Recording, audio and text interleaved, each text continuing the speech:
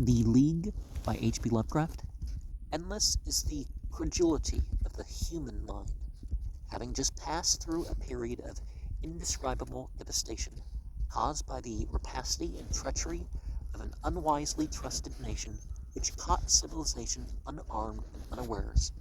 The world purposes once more to adopt a policy of sweet trustfulness and to place its faith again in those imposing scraps of paper known as treaties and covenants, this time setting up as its bulwark against barbaric inroads a prettily and abstractly conceived Parliament of Man and Federation of the World, popularly and semi-officially labeled as the League of Nations.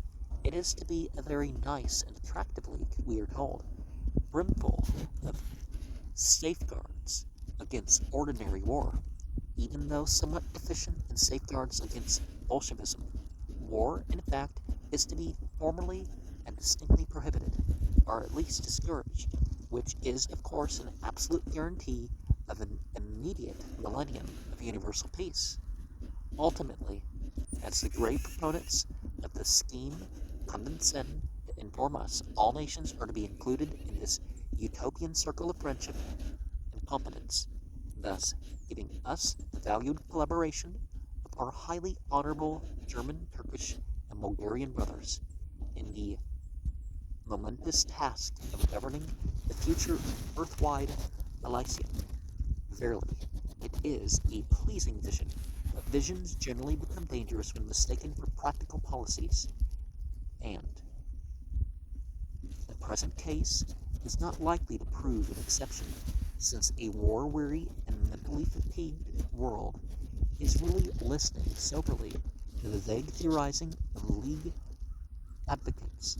It behooves us to awake to full consciousness and examine this roseate rhetoric in the white light of reason, history, and science, to sign any hastily drawn and clumsy patched league covenant without such an examination would be contrary to the traditions of a free and enlightened people.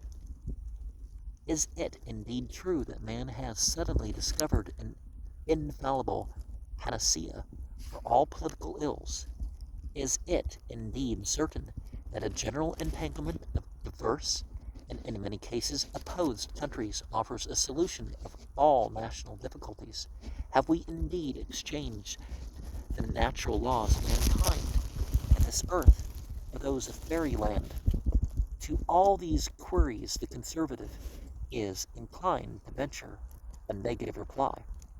Warfare, whose minimizing is the avowed object of the proposed league, is something which can never be abolished altogether. As the natural expression of such inherent human instincts as hate, greed, and combativeness, it must always be reckoned with some degree.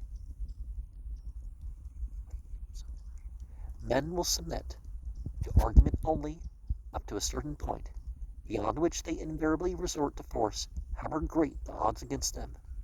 Would the League reduce warfare? On the contrary, it would probably have a precisely opposite effect. By multiplying international contacts, it would multiply international animosities, and upon each outbreak of trouble, the indirectly involved powers would be less likely to act constitutionally as suppressors than to divide according to sympathy and previous alignment, and to participate as combatants. Oaths and treaties are worth no more than the honor of those who make them. Set up one league, and it will soon be undermined by a score of clandestine interleagues. What we need as an international safeguard is not a cumbrous and futile federation of miscellaneous nations, good and bad, with the independence of each one virtually destroyed, but a simple and practical alliance betwixt those powers such as the United States, Great Britain, France, and Italy, which inherit in common the highest ideals and which possess almost no conflicting interests. Those who hold up our federal union as an example of a league in working order would do well to mark the fact that the component stairs are all of one general type, and not in any way comparable to the widely diverse nations of the globe. Such an alliance, properly armed, would constitute an almost resistless and stable force in world politics, affording the best defense possible for our civilization and providing the best possible guarantee against needless wars. Let us cease to think in unrealities, or to mouth such benevolent but empty catchwords as disarmament and universal brotherhood. We are not living in paradise, but on earth, and will fare best if we marshal the harmonious forces of civilization in a sensible way, for an unattainable object, rather than rashly yoked together opposed and dissimilar cultures in the vain hope of realizing a fantastic and impossible ideal. We are living not in paradise. And Alfred Tennyson, here, we find out that